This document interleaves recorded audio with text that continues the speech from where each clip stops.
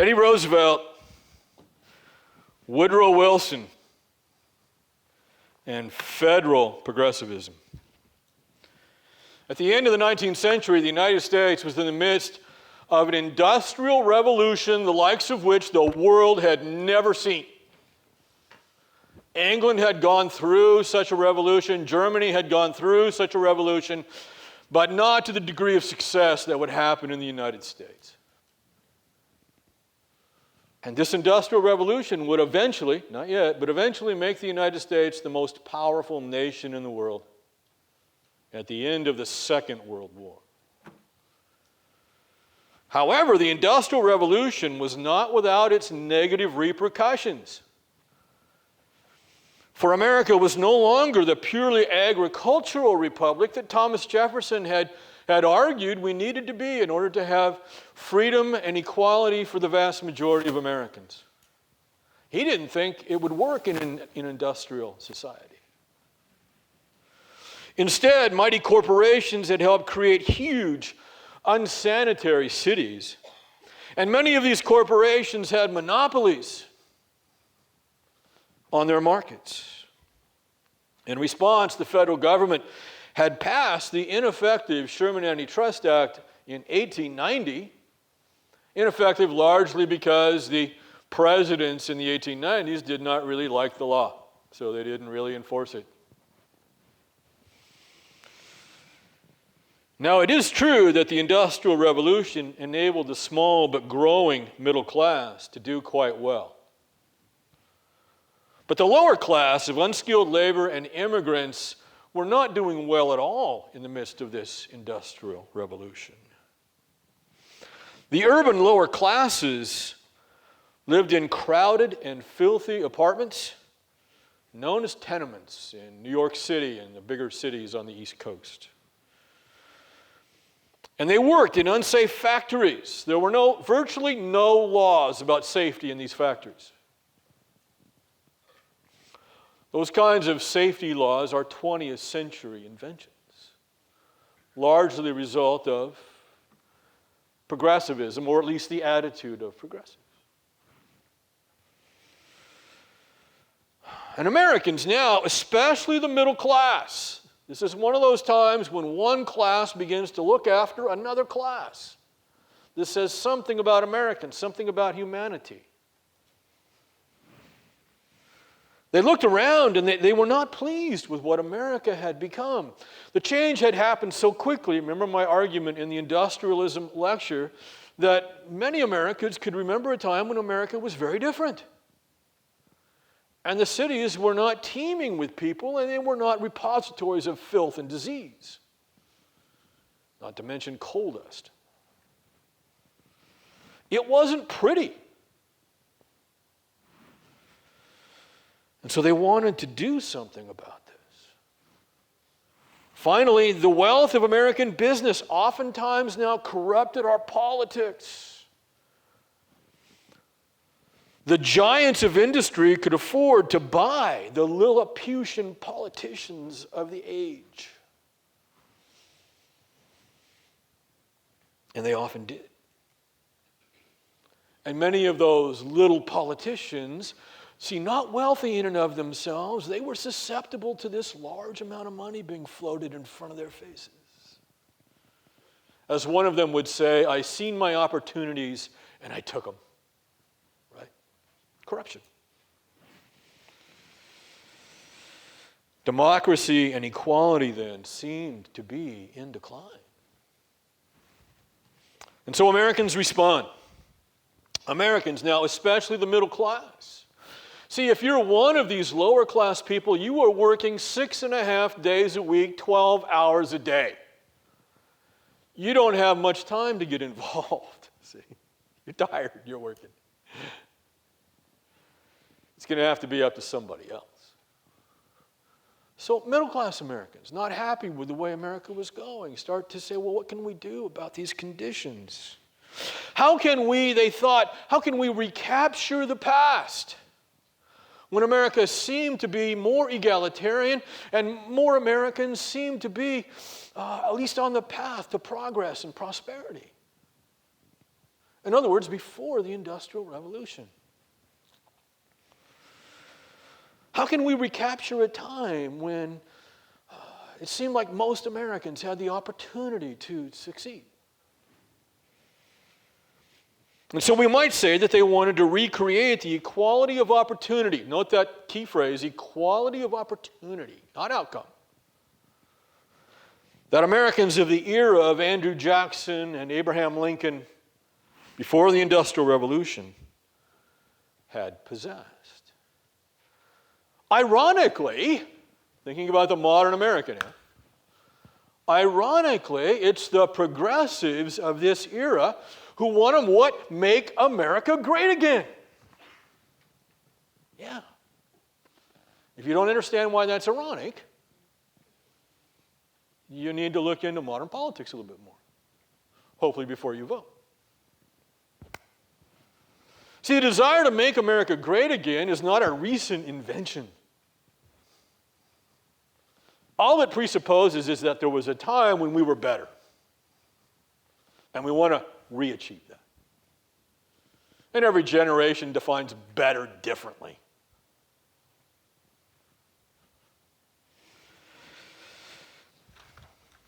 The progressives were inclined to think of local and state governments as the answers to their problems. You turn to local government, state government, and there's a problem in that city or that state, and that government can fix the problem.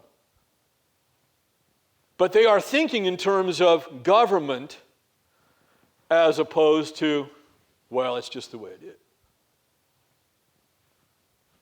Here's a problem, government can fix it. That is a relatively new way to think. Relatively new. But it was clear that many problems were beyond the control of state and local governments. Some of the problems were so large that only the federal government could solve the problem.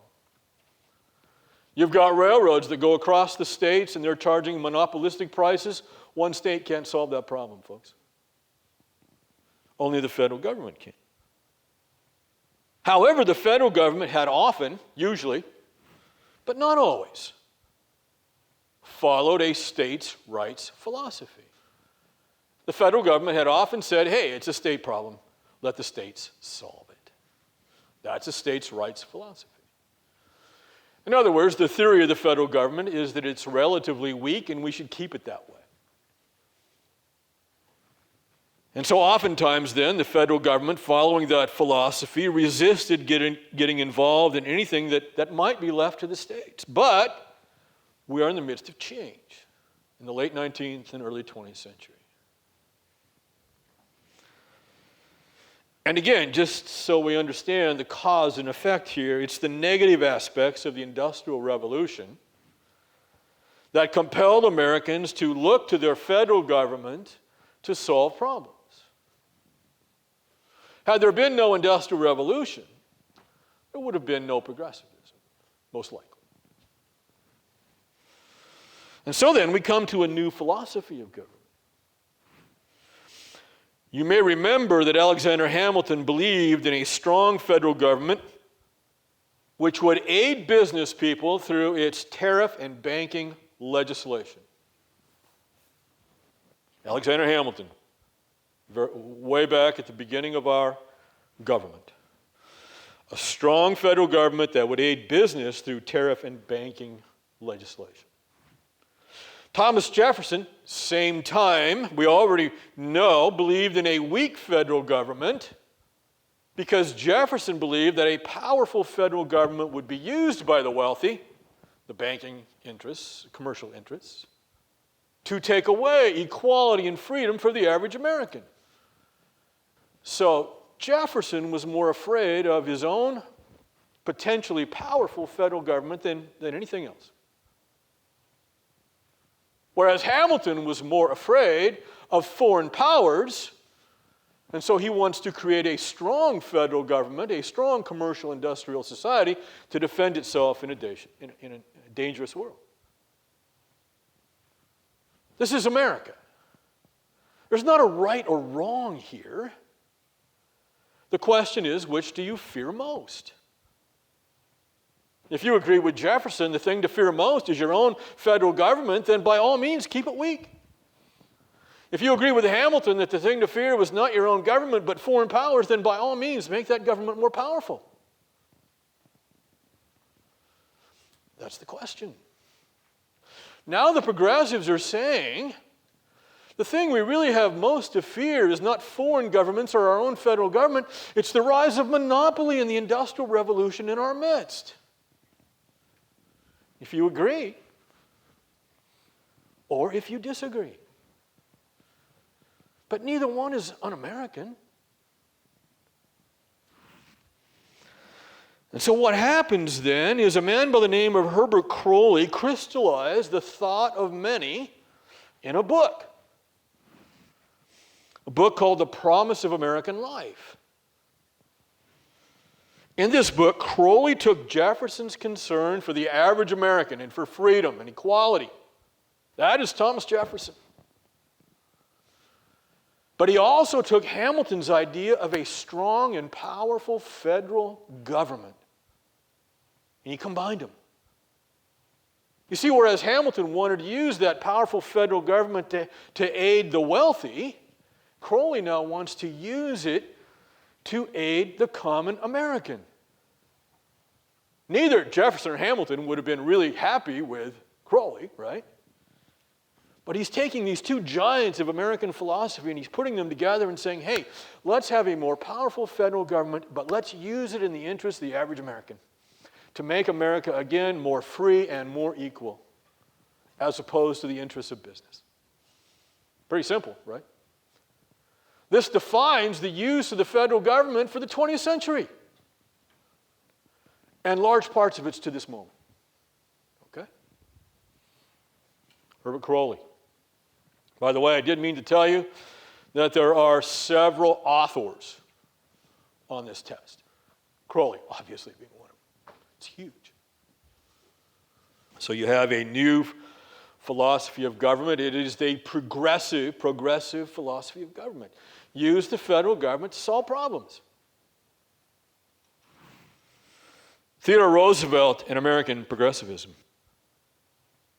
When Teddy Roosevelt became president in 1901, you probably will recall that McKinley was assassinated. Roosevelt, because he was the hero of the Spanish-American War, was the vice president now, elected in 1900. McKinley is assassinated, and guess what? The Rough Rider is president of the United States. And he brings to the White House a sympathy with progressivism that had not been there before. McKinley was no progressive. Grover Cleveland, the Democratic president of the early 1890s, no progressive. But Teddy is. And Teddy is just going to become more and more progressive as the years go by. He argued that changing times required a new political vision. He admired Croly, or will when Crowley's book is published. You see, the country was no longer primarily agricultural, but industrial. And that industrialism brought new problems to be solved with new methods, meaning specifically more government. More than any president since Lincoln, TR was an activist. You're thinking to yourself, well, Lincoln, an activist? I don't get it. Well, just ask any Southerner between now and 1860 whether Lincoln was an activist or not. What is the ultimate expression of activists besides sending soldiers into the South to conquer them? Right? Yeah.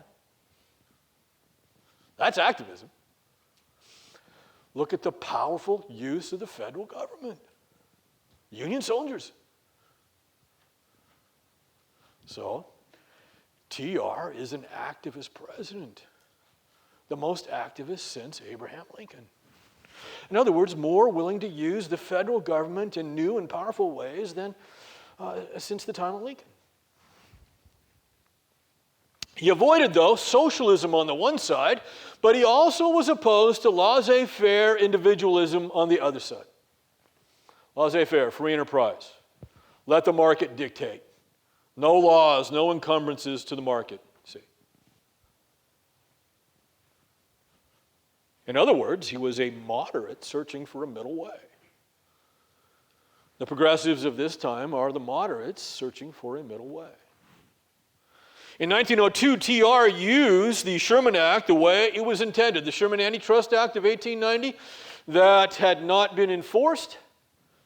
You have a progressive president now. There's the law in the books. I'm going to use it. I'm going to use it to break apart a monopoly and several monopolies, so that those businesses have to sell off their component parts that make them a monopoly, and then those component parts, being independent, have to compete with each other. You see? Competition. That's going to bring prices down. It might even bring wages up. And so TR brings a lawsuit against the Northern Securities Company, cleverly named company. If it had been named to describe what it would have been called the Four Railroad Transcontinental System Monopoly, or something like that. Okay, that's pretty clumsy. In other words, the Northern Securities Company was an effort to take 4 transcontinental railroads and make a monopoly out of the transcontinental railroad business. Imagine how much money you could make. And TR tells his attorney general to bring a lawsuit and break that company apart, so those railroads have to compete against each other. That's what happens. It is a strike against monopoly. TR has taken a stand. He's going to enforce the law. In the midst of this lawsuit, J.P. Morgan, who was the mastermind banker who had put this monopoly together, perhaps the most famous banker in American history, realizing that Roosevelt was serious about this anti-monopoly lawsuit, antitrust lawsuit, said to Roosevelt on one occasion, well, I'll tell you what, you send your lawyer to meet with my lawyer and we'll work this thing out. It's the way things had always gone before. Roosevelt essentially said, well, I'll be polite. He said no. Morgan was not accustomed to hearing the word no. Note how much more powerful now the federal government is getting.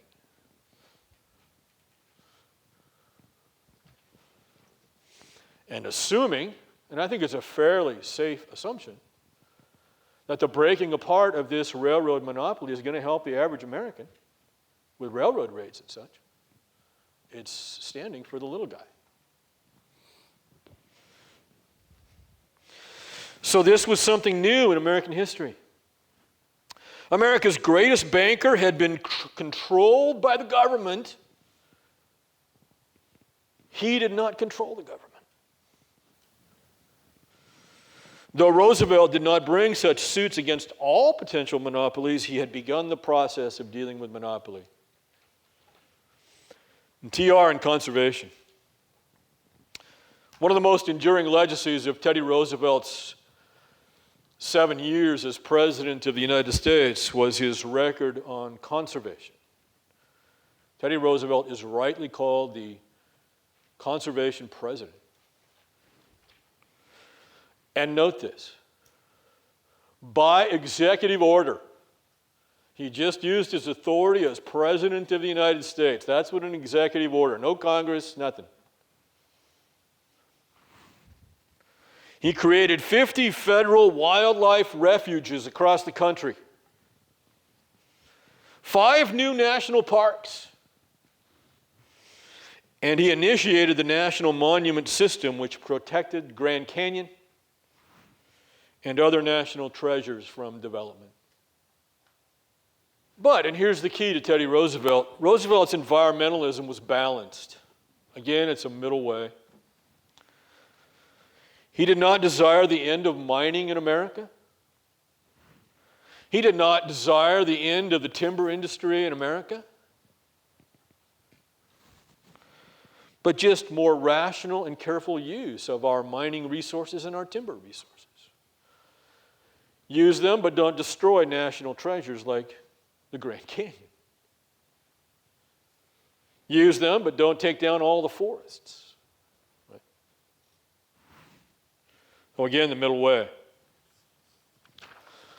And so Roosevelt is opposed by the business interests who want to take down all the forests and go and mine wherever they want to. But he's also opposed by those who have a more radical vision for the wilderness. Don't touch it. Don't use it. Any of it, anywhere. That's not TR. That's not even most Americans today, but some Americans today would agree with that. Don't ruin the wilderness in any way, right? Okay. And TR, middle way. Takes a lot of courage to always stand in the middle because you always make enemies on both sides. Which is why there are so few who do it. Takes courage.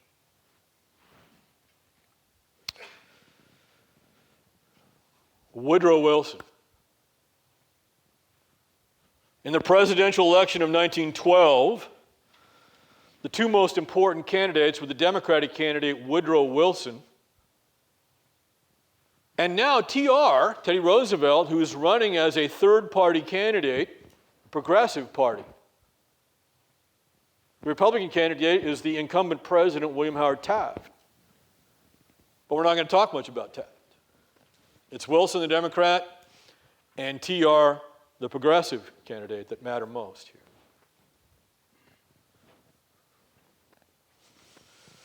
And the most important issue of the day is still monopoly.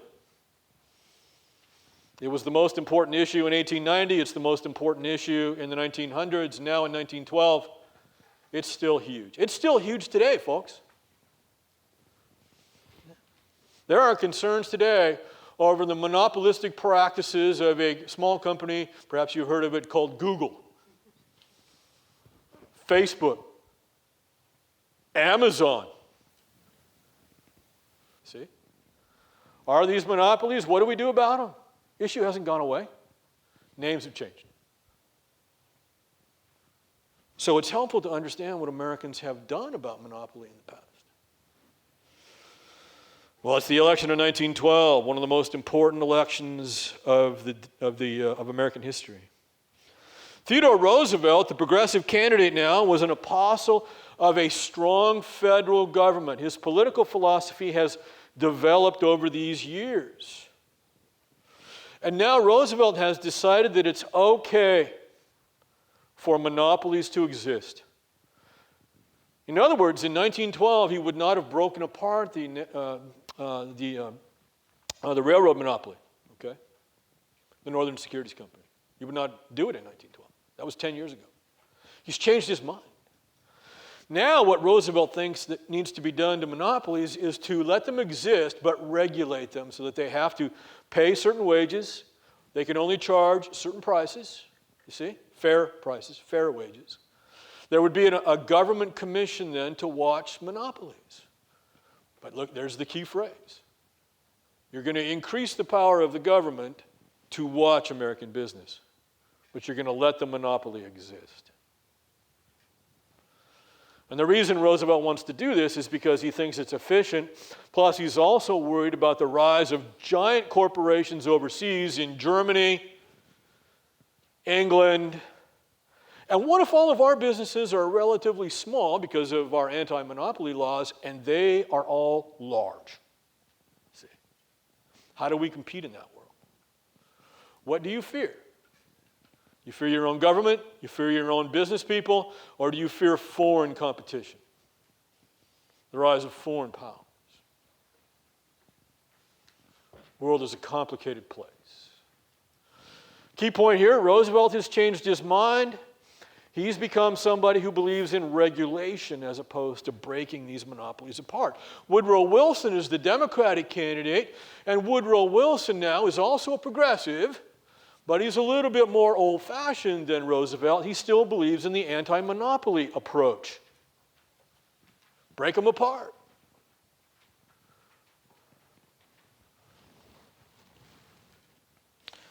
Believe it or not, Taft, the Republican, is even also one who is going to enforce the anti-monopoly laws. So all three major candidates in 1912 are progressive in some way. The American people in 1912 are progressive. It controls the electorate. It's going to dominate the 20th century.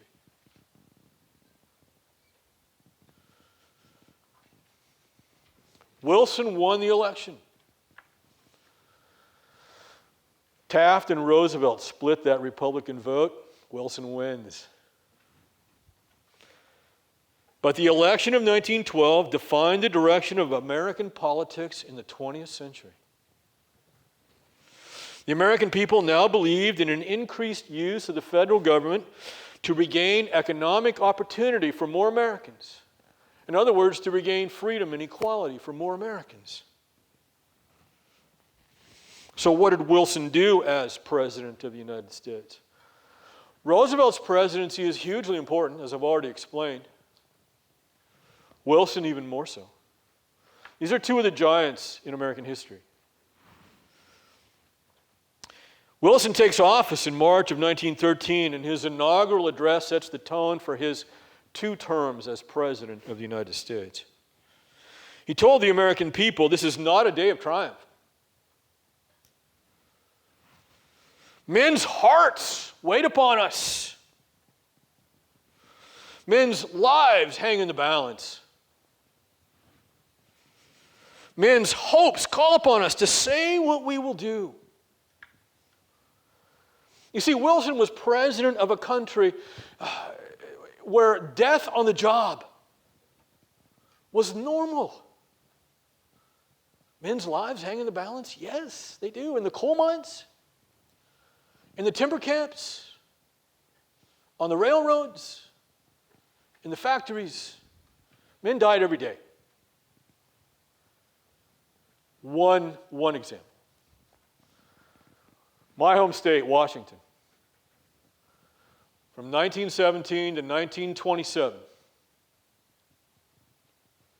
10 years, one state, one industry, the timber industry, about 1,700 men died in the woods. 1,700 logging accidents. If you had one man die in the woods of Washington State today, it'd be front page New York Times, or Seattle Times. Okay, one man, one day. It's like war. We got to fix that, Wilson says. With Wilson, a full agenda of progressive reform came to the federal government. He immediately set in motion some of the greatest changes the nation had ever seen, building on the foundation that, ironically, Teddy Roosevelt had been. I say ironically because the two men hated each other. But the purpose of these reforms was to restore America to what it had been in the age of Jackson, to make America more egalitarian, more free. A place where the common man could get ahead and had a fair chance in the face of monopoly, you see. Number one, the Federal Reserve System. Hopefully you've all heard of the Federal Reserve System, but it's kind of mysterious. Perhaps you don't know what it does, but it's hugely important. We don't have one before Wilson. Wilson makes it. The Federal Reserve System helps stabilize the American banking system. By number one, I'll go through this slowly. Controlling private banks. Bringing some structure, some regulation to private banking. Number two, creating a federal currency. In other words, creating a federal money, a federal dollar bill. And number three, banding the banks together so that if one bank or a bunch of banks in a region of the country have economic problems, they are banded together with other banks that could then step in and provide the funds to get those banks past whatever their economic problems are. Like a big insurance policy for banks. Okay? Previous to this time, throughout most of the 19th century, if a bank had an economic problem, it went bankrupt, and if you had money in that bank, what happened to your money? Goodbye. That bank was all by itself. You've lost your deposit. There's nothing you can do. Okay? Today, if a bank goes belly up, that bank deposit you have is insured up to a certain amount. And you get a check from the federal government. You don't lose your deposit. That doesn't happen with the Federal Reserve System here in 1913. We'll talk about that later when it does happen. But what the Federal Reserve System is doing is making it less likely that a bank will go out of business. Not impossible, but less likely. Because the member banks of the Federal Reserve can provide money for that bank that's in trouble.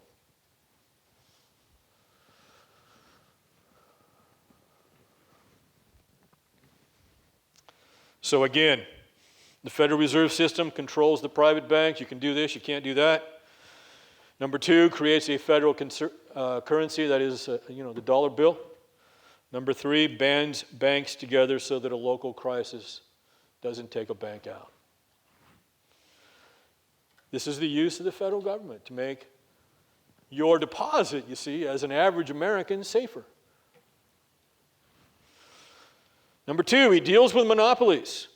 Remember, he was elected on the idea of breaking the monopolies apart, the Sherman Antitrust Act being enforced even more so. And as all the government lawyers looked at this problem, they realized this is really a bear's nest of trouble. So they decided to pass a law called the Clayton Act that would make the Sherman Antitrust Act more powerful. Okay, campaign promise. But Wilson, as this went on, became convinced that Roosevelt was right. Roosevelt was right. I can imagine the moment when the light bulb went off, and remember that he hates Roosevelt. And so what Wilson does then is creates a regulatory body to regulate the trust in the tradition of what that TR had espoused. And it will be kind of up to the law and up to the government whether or not to break a monopoly apart or whether to just let them exist and regulate them. And this is what the Googles of the world today face, the Facebooks, the Amazons, and so forth. They're never quite sure what the federal government's going to do. Are they going to say that's okay, but they're going to keep an eye on it with a cadre of lawyers? Or are they going to break it apart? You never know. Okay? We do both today. Both systems. Regulation and breaking them apart. So it's the Federal Trade Commission then, the FTC, that regulates business activities based on law. These were momentous changes. All of them designed to both stabilize the economic system and recreate greater economic equality and freedom for the American people. But now Wilson rested from his labors. I love this part. 2 years of activity. And being a Democrat, his reverence for the Jeffersonian faith, he still sees himself as a Jeffersonian, that is opposed to the use of the federal government, even though he's done these hugely important things that magnify the power of the federal government. Wilson then says, okay, I'm done for now. In fact, he says he's done. As it turns out, he's done for now.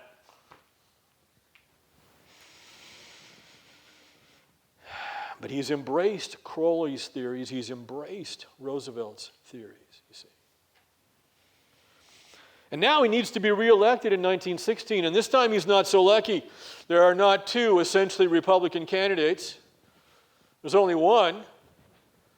So now he's got a real contest on his hands. How to get more votes. Pass more progressive legislation. Become the real progressive. See? In other words, move to the left a little bit. So Wilson does. Here comes more progressive legislation. The Rural Credits Act. This is hard to remember. Rural, what does that mean? What does rural mean?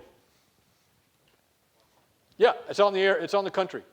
So it's not urban. Urban is the city. So the rural people are the farmers, people who live out in the country.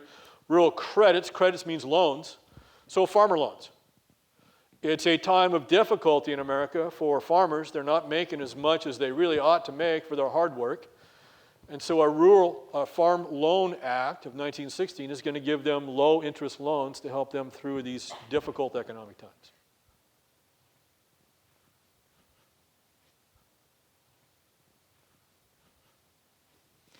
Well, perhaps 40% of the American people are farmers.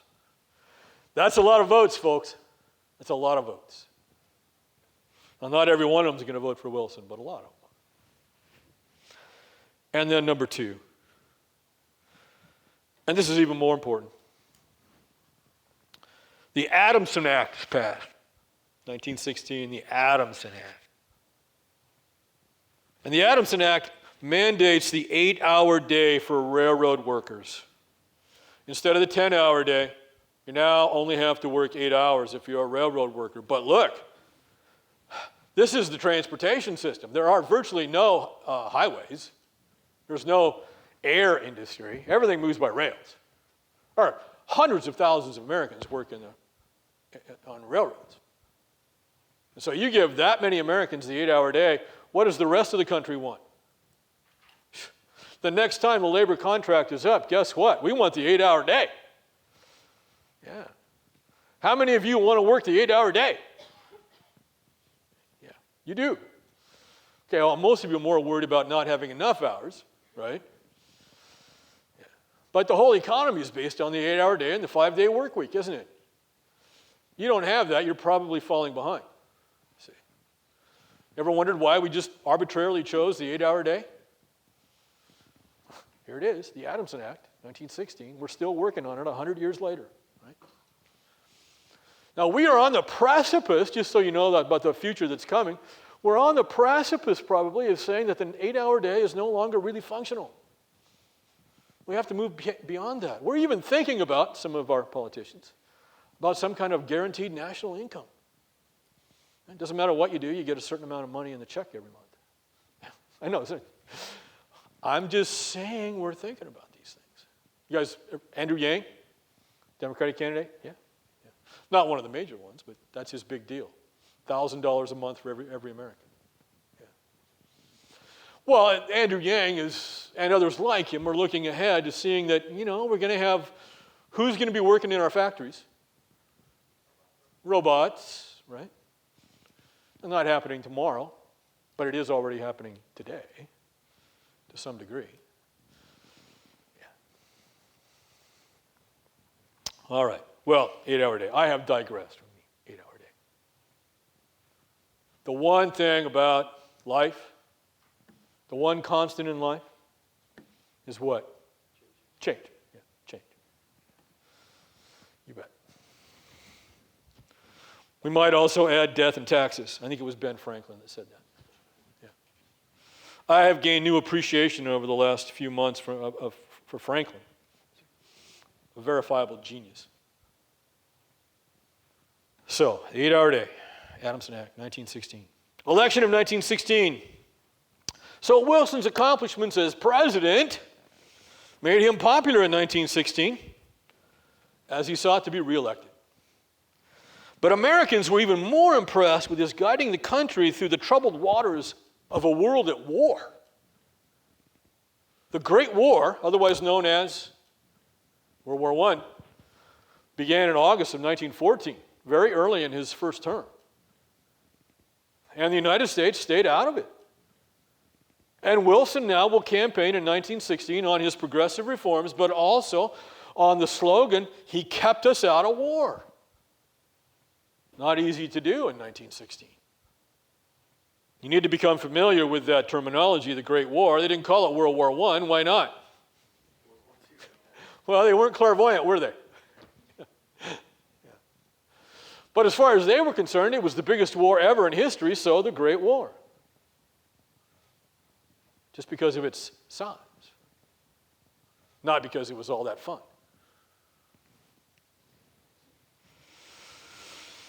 And so Wilson is reelected in 1916. The election of 1916 was the beginning of the modern ideological makeup of the two parties. Republicans over the next 14 years, into the 1920s, by 1932, became the party of conservatism. It was during this period, especially because Roosevelt was a Republican and a progressive, people did not know whether the Republicans are going to be the Progressive Party or are the Democrats going to be the Progressive Party. Which is going to be the party of conservatism? As it turns out, the Democrats, largely because of Wilson, become the party of progressivism and liberalism, and the Republicans, in response to that, will become the party of conservatism that you understand today. Okay? But it was unsure there at this time.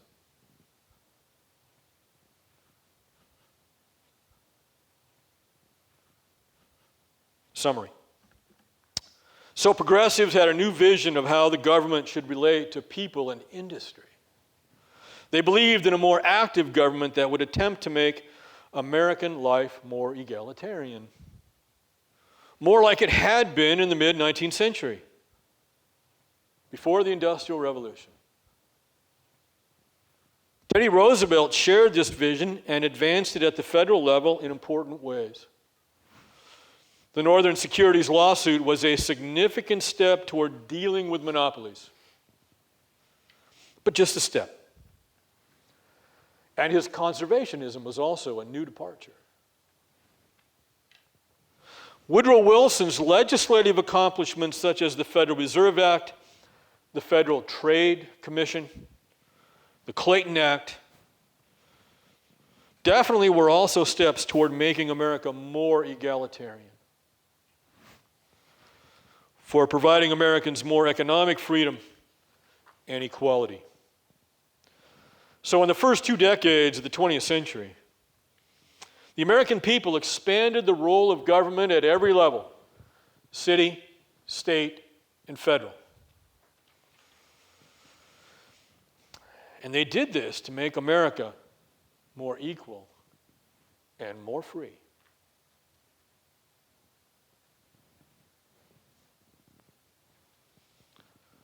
Here's an important point. They were opposed at every level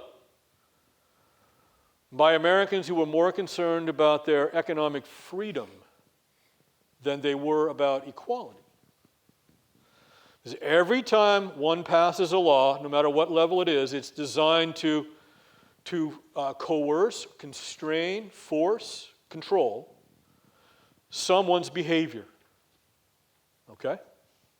Every time you pass a law, it's designed to coerce, constrain, and force control someone's behavior. Otherwise, why pass it? See? And every time you do that, you restrict their what? You restrict their freedom. And usually the law costs money, tax money, to enforce. See? So you're going to need more money to do it. You have to raise taxes to do it. And every time you take money away from someone, think about it, in taxes, even if it's completely legitimate, you reduce their freedom to do what they want to do with their money. You see? So the higher the taxes, the less freedom you have to do what you would do with your money. I'm not putting any value judgment on any of this, okay? But I want you to understand what's at stake here. Okay? You have to decide, is that new law worth the money? Worth the loss of freedom from this person or that person, or even from me? Is it going to result in what they say it's going to do? Only you can make up your minds on that. I can't make up your mind for you on that. It's a value judgment. God bless you all.